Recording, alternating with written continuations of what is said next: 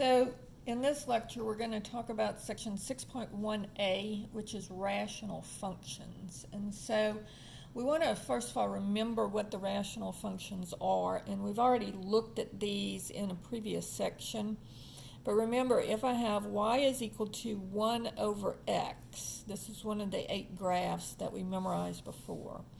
Remember, this one looks like this. And I said that I thought that it kind of looked like a boomerang. And remember, it had a vertical asymptote and a horizontal asymptote. And then, of course, if I have y is equal to the negative of 1 over x, then it's going to look like the same thing, but it's going to be reflected about the x-axis. So this one will come up and be in the second quadrant, and then this one will go down and be in the fourth quadrant. And so notice also vertical and horizontal asymptotes, but when you have a positive 1 over x, then it's going to be in the first and third quadrant, whereas when it's negative 1 over x, then it's going to be in the second and fourth quadrants. Also, recall that we did, if I have 1 over x squared, we said that that looks like a volcano, and if I have y equals negative 1 over x squared, then that would be a reflected volcano. So instead of it going up, it's going to go down. So just a kind of a quick reminder of something that we've already looked at, but we needed to see that just recall what these graphs look like. Now, let's look at the vertical asymptotes.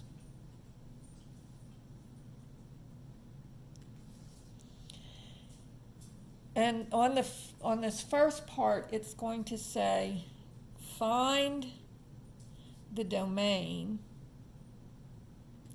and the vertical asymptotes. So problem 1 says, f of x is equal to 32 over x plus 2. So remember, the denominator cannot, as far as the domain is concerned, the denominator can never equal 0. So here, x plus 2 cannot equal 0. So x cannot equal negative 2 if I subtract 2 from both sides. Or changes sides, changes signs. So that gives me everything on the number line except for negative 2. So I want to color in here, and I want to color in here, but I want to have a hole at negative 2. And so in interval notation, this would be from negative infinity to negative 2, union from negative 2 to infinity.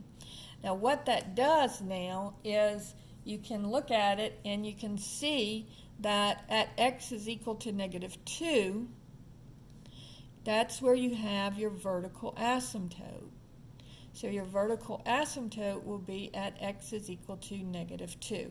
So when they ask, if they ask just what is the vertical asymptote, the answer would be x is equal to negative 2. You cannot just say negative 2. You have to say x equals negative 2 because that's the equation for the vertical asymptote.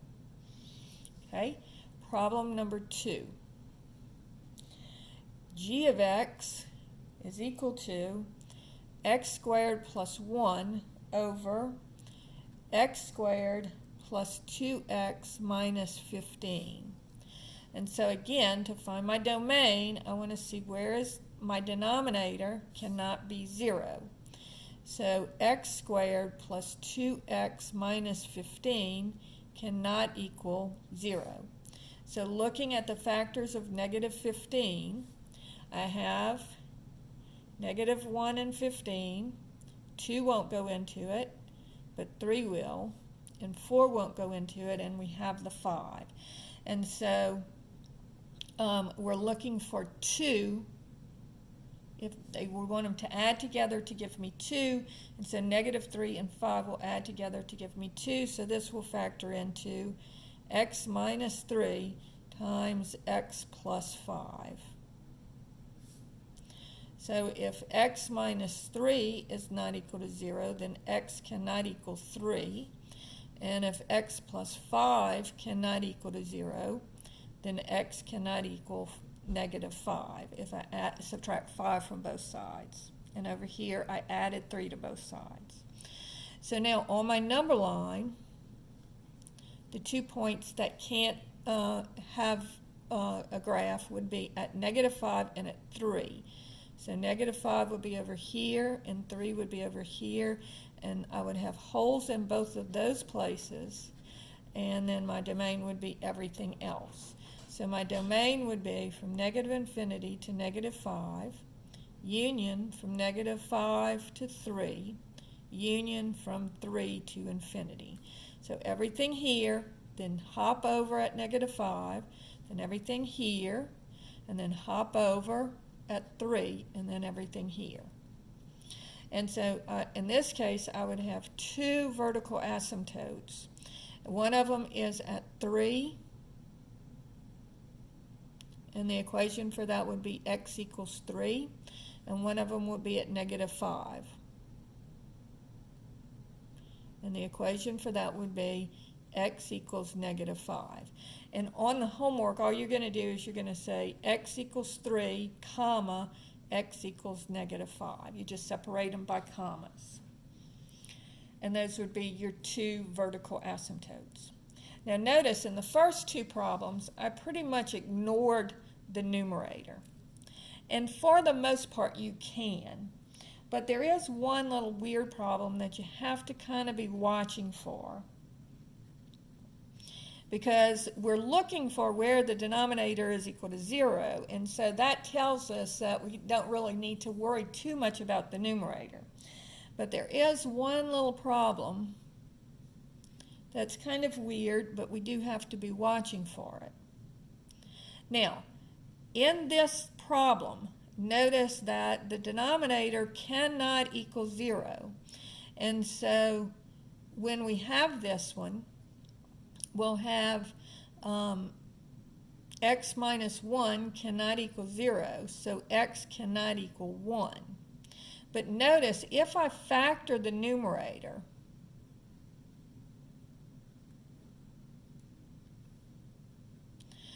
I have an x minus 1 in the numerator and an x minus 1 in the denominator. And so those two will cancel, and I just get x. So y equals x is really just a line.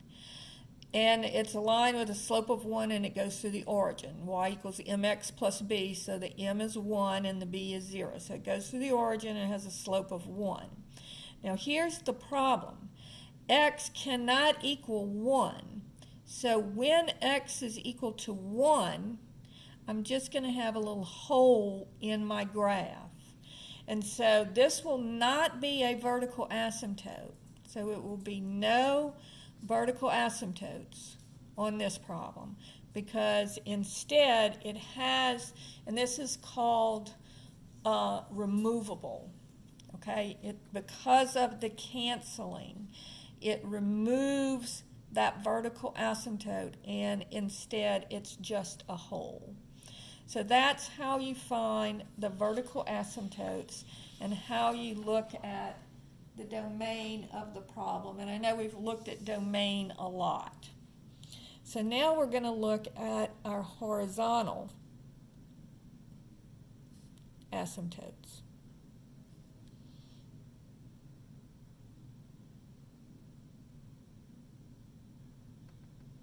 Okay, and the horizontal asymptotes are simply what happens when x goes towards infinity or when x goes towards negative infinity. And so we're not worried about what happens in the middle of the graph. We're just looking at what happens toward all the way at one end of the graph or all the way at the other end of the graph. So now let's look at a simple problem. If I have f of x is equal to 3x plus 2 over x minus 4. Now, first I'm going to work this problem to kind of explain how to do it, and then I am going to work the problem in a different way and show you an easier way to do it. So this would be, if I take everything, see my highest power of x is x. So I'm going to divide the numerator and denominator by x. So that would be 3x is divided by x, and the 2 is divided by x. And then the x is divided by x, and the 4 is divided by x. So that gives me 3 plus 2 over x is equal to, and x goes into x one time, minus 4 over x. Now, the reason that I did this was because, look, when x gets really big, like 10 million, 2 over 10 million is a very, very, very small number. And if you were working this on your calculator, the calculator would round this off to 3. And the same thing here, you would have 1 is equal to 4 over 10 million, and 4 over 10 million is 0.0000, a bunch of zeros and then a 4, right? And so this would be 1 minus 0.000, and then the calculator again would round it off to 1. And so when the x's get really, really big, these two parts of the factor goes away. They disappear because they're so small compared to the integer numbers. Now, again, let's think about what happens when x goes towards infinity. So the bigger this number is, the x is, then the smaller this gets. And so this goes towards 0. And same thing here, this goes towards 0. And so this is going to go over to 3 over 1. So my horizontal asymptote would be y is equal to 3 over 1, or 3. Now, let's look at the easiest way to do this. If you think of horizontal asymptotes, you're looking at the highest power of x. So remember, horizontal, highest. Horizontal asymptote, highest power of x. And so if I look just at my highest power of x in 3x plus 2 over x minus 4, I ignore everything except for the highest power of x. So I have 3x over x, and the x's cancel, and I just get 3. And so my horizontal asymptote is 3. Okay, problem number 2. What if I have f of x is equal to x squared plus 1 over x squared plus 2x minus 15. And so here, what's my highest power of x? In either my numerator or denominator, it would be x squared. So I ignore everything else, and I get y is equal to x squared over x squared. And how many times does x squared go into x squared? 1. So the equation for my horizontal asymptote will be y is equal to 1. And again, on the homework, you can't just put in 1. When they ask for the equation of the horizontal asymptote, you have to give them an equation. And the equation is y equals 1. Problem number 3 says f of x is equal to 4 over x plus 7. And so here, my highest power of x in my numerator is, I don't have an x, so I'll just leave it as 4. And in my denominator, it would be x. So again, I'm ignored this plus 7. Now in this one, you have to think a little bit. What happens when x gets really, really big? Well, 4 over x gets really, really small. And as x approaches infinity, what happens? This goes towards 0. So anytime you have x's in, after you cancel, if you have x's in the denominator but not in the numerator, your horizontal asymptote will just be y is equal to 0. Let's look at another case of that. So if I have f of x is equal to 3x minus 7 over x squared plus 2x plus 3. All right, so looking at my highest power of x in my numerator, it would be 3x, and in my denominator it would be x squared. Now let's reduce that. This x will cancel with one of these x's, so I would get 3 over x. Now what happens when x gets really, really big? 3 over x gets really, really small. So this is just going to be y is equal to 0 again.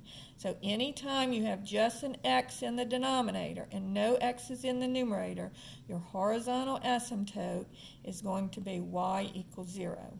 So whenever you're looking for your horizontal asymptote, you're just knocking off everything except for the highest power of x in the numerator and in the denominator. So just knock off everything else except for the highest power of x.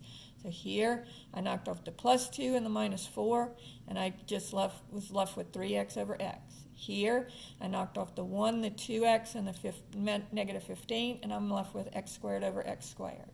And so you knock off everything except for the highest power of x. Now, the last part of this section is talking about graphing these functions. So let's look at a few problems here. If I have f of x is equal to 3 over x plus 2. Now the steps you want to use here is first you want to find your vertical asymptote and graph it, and then you want to draw your horizontal asymptote and graph it. And then once you have that, then you can see what it looks like.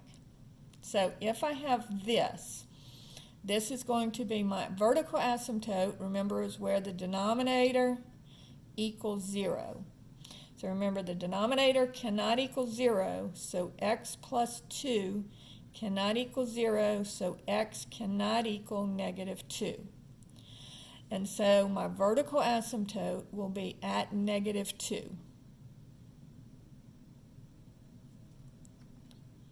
And I can label that as x equals negative 2. Now on your homework, they're just going to ask you to put a dot. So they're going to say, how many vertical asymptotes does it have? And you'll say 1.